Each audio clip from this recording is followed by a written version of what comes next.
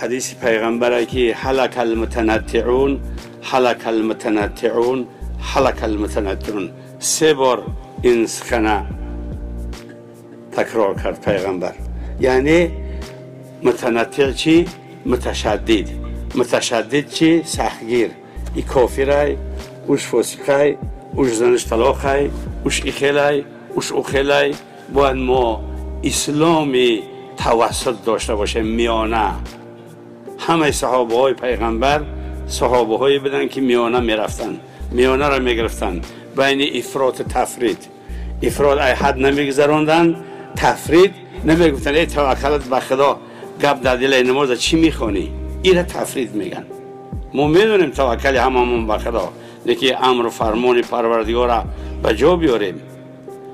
حضرت امام اعظم گفتن که ای امام اعظم در کوفه وقتی که ما مست میکشیم موزامونه واقعی تای پامون به نماز میشه و جزیر میشه، بیا تای پر علا مست بکشیم.